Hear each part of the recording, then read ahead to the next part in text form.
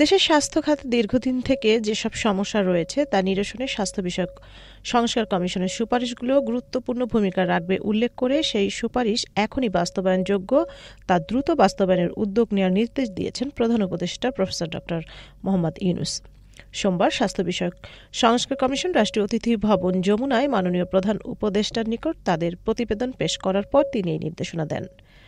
স্বাস্থ্য বিষয়ক সংস্কার কমিশনের এই প্রতিবেদনকে যুগান্তকারী পদক্ষেপ হিসেবে অভিহিত করেন ড. ইউনূস। স্বাস্থ্য খাতের সমস্যাগুলো বহুদিনের সমস্যা, এর মাধ্যমে আমরা যদি এসব সমস্যা সমাধান করতে পারি তা হবে যুগান্তকারী ঘটনা উল্লেখ করে তিনি বলেন, সংস্কার কমিশনের সুপারিশ বাস্তবায়নের ক্ষেত্রে যেসব সুপারিশ আশু বাস্তবায়নযোগ্য তা নিয়ে সংশ্লিষ্টদের এখনই মনোযোগী হতে হবে। একটি বড় সমস্যা হচ্ছে ডাক্তারের সংকট। আবার কোনো ক্ষেত্রে ডাক্তার থাকলেও যেখানে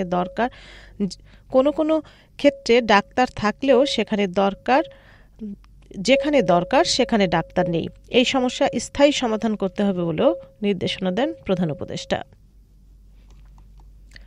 এদিকে দেশের সব নাগরিকের জন্য বিনামূল্যে প্রাথমিক চিকিৎসা সেবা নিশ্চিত করতে এবং একটি সাংবিধানিক অধিকার হিসেবে যুক্ত করার সুপারিশ করেছে স্বাস্থ্য খাত সংস্কার কমিশন। এছাড়া সরকারি হাসপাতালে জনবল নিয়োগ, অত্যাবশ্যকীয় ওষুধের তালিকা বৃদ্ধি, রোগীদের বিদেশমুখিতা কমাতে নতুন হাসপাতাল নির্মাণ প্রস্তুতের সুপারিশও দিয়েছে কমিশন। সোমবার বেলা 11টার দিকে প্রধান উপদেষ্টা অধ্যাপক ড. মোহাম্মদ ইউনূসের কাছে জমা দেয়া স্বাস্থ্য খাত সংস্কার কমিশনের প্রতিবেদনে এসব সুপারিশ করা হয়েছে।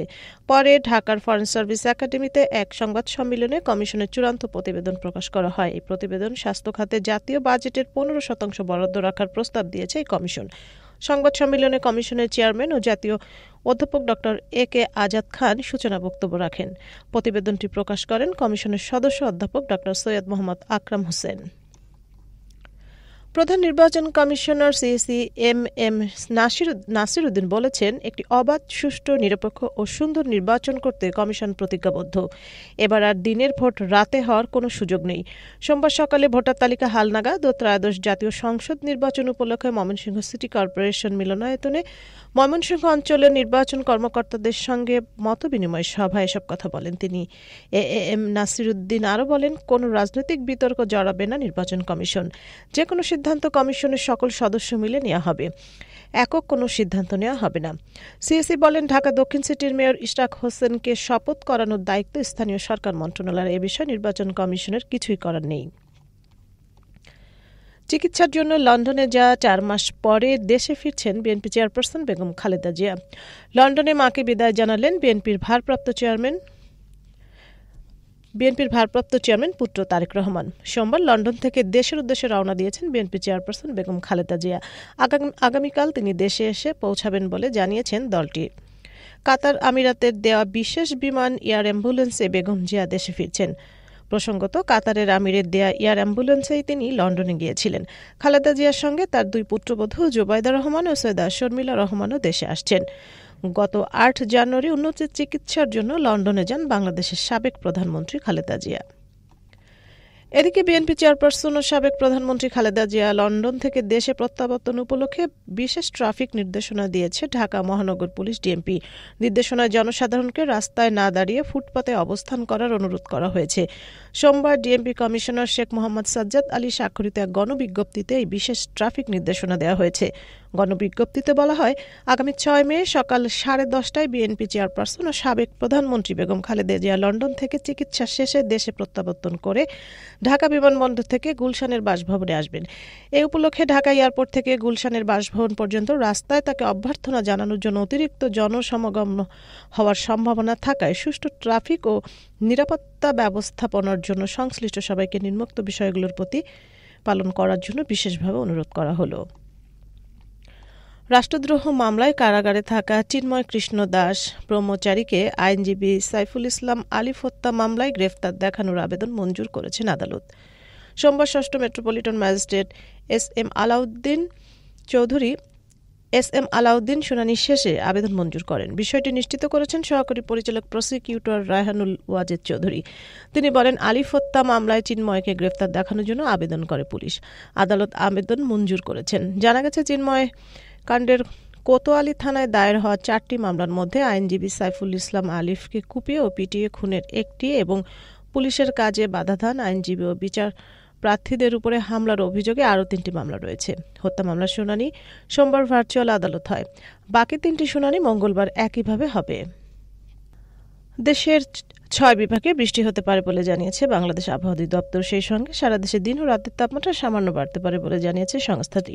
সোমবার বাংলাদেশ আবহাওয়া অধিদপ্তরের আবহাওয়াবিদ মোহাম্মদ শাহিনুল ইসলামের দেওয়া পূর্বাভাসে তথ্য জানানো হয়। আবহাওয়া অফিস জানায়, আগামী 24 ঘন্টায় রংপুর, রাজশাহী, ঢাকা, ময়মনসিংহ, চট্টগ্রাম ও সিলেট বিভাগে 2-1 জায়গায় অস্থায়ীভাবে দমকা হওয়া সহ বিদ্যুৎ চমকানো, বৃষ্টি, বজ্রবৃষ্টি হতে পারে। সেই সঙ্গে সারা দেশে দিন ও রাতের তাপমাত্রা সামান্য বৃদ্ধি পেতে পারে। কমবে বৃষ্টিপাত, বাড়বে তাপমাত্রা মঙ্গলবার সকাল 9টা থেকে পরবর্তী 24 ঘন্টায় রংপুর, রাজশাহী ও খুলনা বিভাগে 2-1 জায়গায় এবং ঢাকা, ময়মনসিংহ, বরিশাল, চট্টগ্রাম ও সিলেট বিভাগে 2-1 জায়গায় অস্থায়ীভাবে দমকা হওয়া সহ বিদ্যুৎ চমকানো হতে পারে। সেই সঙ্গে সারা দেশের দিন ও রাতের তাপমাত্রা প্রায় অপরিবর্তিত থাকতে পারে। দখলদার ইসরায়েলি সেনাদের উপরে ভয়াবহ হামলার দাবি দখলদার ইসরায়েলি সেনাদের। ফিলিস্তিনি স্বাধীনতাকামী সশস্ত্র গোষ্ঠী হামাস। সোমবার আল জাজিরার খবরে বলা হয়েছে, হামাসের সশস্ত্র শাখা কাসাম ব্রিগেড এক বিবৃতিতে বলছে, দক্ষিণ গাজায় ইসরায়েলি বাহিনীর উপর ভয়াবহ হামলা চালিয়েছে তারা। সশস্ত্র গোষ্ঠীর দাবি, খান ইউনিসের পূর্বে আল ফারাহিন এলাকায় আল ইয়াসিন 105 ক্ষেপণাস্ত্র দিয়ে 2টি ইসরায়েলি ট্যাঙ্ক এবং একটি সামরিক বুলডোজার ধ্বংস করেছে তারা। টেলিগ্রামে প্রকাশিত বিবৃতিতে বলা হয়, পৃথকভাবে কাসাম ব্রিগেডের যোদ্ধারা একটি ইসরায়েলি পদাতিক প্রকৌশলী বাহিনীর উপর ক্ষেপণাস্ত্র এবং মেশিন গান দিয়ে আক্রমণ চালায়। এতে অনির্দিষ্ট সংখ্যক হতাহত হয়েছে। এর আগে রোববার গাজায় আগ্রাসী যুদ্ধ সম্প্রসারণের প্রতিক্রিয়া ইসরায়েলের বেনগুরিয়ন বিমানবন্দরকে লক্ষ্যবস্তুতে পরিণত করে হুতি। এ ঘটনায় বিমানবন্দরটির নিকটে একটি বিশাল গর্ত তৈরি হয়। এমন পরিস্থিতিতে আন্তর্জাতিক ফ্লাইট বাতিল করেছে অনেক বিমান সংস্থা। তবে এ ঘটনার প্রেক্ষিতে পাল্টা পদক্ষেপের হুঁশিয়ারি দিয়েছে ইসরায়েলি প্রেসিডেন্ট বেনিয়ামিন নেতানিয়াহু। এদিকে সোমবার ভোর থেকে গাজা ইসরায়েলি বাহিনীর কমপক্ষে 20 জনকে হত্যা করেছে বলে জানায় আল জাজিরা। গাজার স্বাস্থ্য মন্ত্রণালয়ের মতে, উপত্যকা ইসরায়েলি হামলায় এ পর্যন্ত কমপক্ষে 52,535 জন ফিলিস্তিনি নিহত এবং 1,18,491 জন আহত হয়েছেন।